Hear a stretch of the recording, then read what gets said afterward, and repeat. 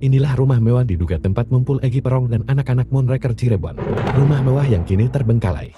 Gue nggak sengaja nih nemuin sebuah tulisan Egy Love Vina. Jadi si Egy ini saking suka sama Vina gitu ya teman-teman. Di dalam rumah terbengkalai ini penuh dengan coretan atau tulisan. Salah satunya sangat mengejutkan, di dalamnya ada tulisan Egy Love Vina. Tulisan ini secara tak langsung mengkonfirmasi dugaan yang selama ini beredar, bahwa Egy Perong ini memang bucin kepada almarhum Vina. Tapi sayangnya cinta Egy ini bertepuk sebelah tangan, karena almarhum Vina tidak suka kepada Egy. Apa isi dalam rumah tersebut? Kenapa rumah tersebut terbengkalai? Dan apa hubungan rumah ini dengan almarhum Vina? Kali ini kita akan melihat hasil penelusuran langsung seorang konten kreator bernama Dian Hermawan, yang telah mendatangi rumah tersebut. Mari kita saksikan. Kali ini gue sedang berada di Cirebon cuy, dimana gue mengunjungi sebuah rumah tempat base campnya Egy alias Perong dan kawan-kawan. Kita akan mencoba melihat ke dalam bagian ruangan rumah mewah ini teman-teman. Jadi ada dua jalan nih, lewat sini dan lewat sana. Tapi gue sih lebih tertarik lewat tengah ini ya.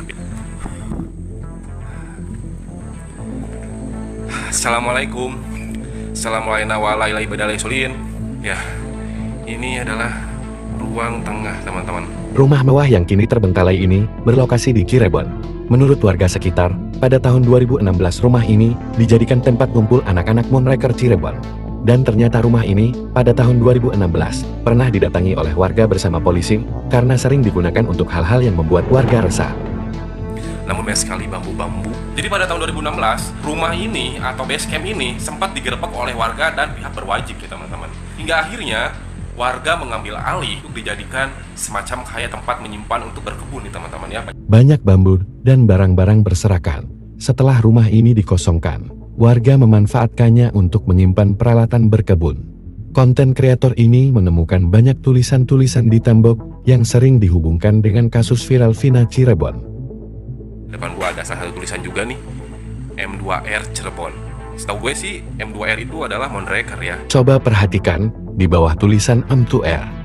Tulisan tersebut dicoret. Hal ini semakin menguatkan dugaan bahwa mereka berseberangan. Menurut berita bahwa si Egy ini merupakan anggota dari Moonraker ya teman-teman. Ya, coretan-coretan dinding ini semakin meyakinkan gua bahwa ini base campnya si Egy alias Perong ya. Karena tertulis M2R Waniun, Egy Rong, Dans, Raisona, Andi. Ada tulisan-tulisan yang membuat tercengang. Di antaranya tulisan Egy Rong, Raisona, dan Andi. Nama-nama itu sering berseliweran menyelimuti kasus Vina Cirebon. Puncaknya ada satu tulisan di tembok dekat kamar mandi yang mengejutkan. Luar biasa bagi si Egy ini ya. Udah rumah kosong gede lagi ya, banyak kamar. Ada kamar mandi juga di tempat ini. Dan ada tulisan Egy OP Vina. Tulisan itu bukan hanya mencolok, tetapi juga mengandung nama yang erat kaitannya dengan kasus Vina Cirebon tahun 2016. Tulisan tersebut memunculkan kembali ingatan akan tragedi yang terjadi 8 tahun lalu, mengingatkan kita akan luka lama yang belum sepenuhnya sembuh. Bagi mereka yang mengenal baik kasus ini, nama tersebut mengandung beban emosional dan menimbulkan banyak pertanyaan mengenai hubungan tulisan ini dengan kejadian Vina tahun 2016. Apakah ini hanya kebetulan atau ada pesan tersembunyi di balik tulisan itu? Egy OP Vina. Kayak zaman-zaman SMP gitu ya. Ini terdapat salah satu motor juga nih teman-teman. Nggak tahu ini motor siapa. Itu gua datang ke tempat ini, motor tersebut sudah ada.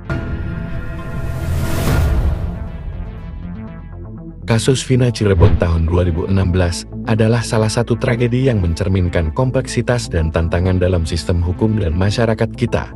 Pada saat itu, Vina, seorang remaja yang menjalani kehidupan normal, mendadak menjadi korban dari kejahatan yang brutal dan tak terduga.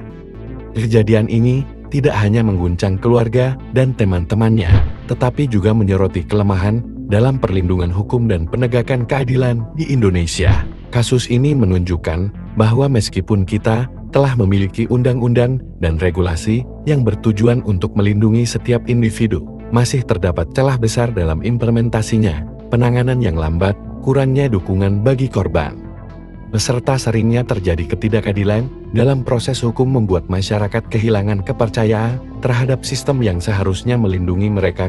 Ini adalah panggilan bagi semua pihak, termasuk aparat penegak hukum, pemerintah, dan masyarakat luas. Untuk introspeksi dan berusaha memperbaiki kekurangan tersebut, lebih dari sekadar mencari siapa yang bersalah. Kita harus melihat kasus ini sebagai cermin yang mencerminkan realitas sosial kita. Apa yang terjadi pada Vina tidak boleh dilihat sebagai kasus terisolasi, tetapi sebagai gejala dari masalah yang lebih besar yang membutuhkan perhatian serius dan tindakan nyata. Kita perlu mendorong perubahan sistemik yang memastikan bahwa keadilan tidak hanya menjadi kata-kata kosong, tetapi diwujudkan dalam tindakan nyata yang melindungi setiap warga negara, terutama yang paling rentan. Setelah 8 tahun berlalu, kasus ini kembali mencuat, diangkat dari film dan disorot publik. Namun, apakah kita benar-benar belajar dari kesalahan masa lalu? Atau hanya mengulang siklus keadilan yang cacat? Ketika penegak hukum gagal, mungkinkah kita membutuhkan gerakan vigilante untuk memperjuangkan keadilan sejati yang telah lama hilang di negeri ini? Sudah waktunya kita bertindak. Jangan sampai keadilan menjadi sekadar ilusi dalam masyarakat kita. Ini adalah momen bagi kita semua untuk bersatu, berdiri bersama, dan memastikan bahwa tidak ada lagi Vina lain di masa depan.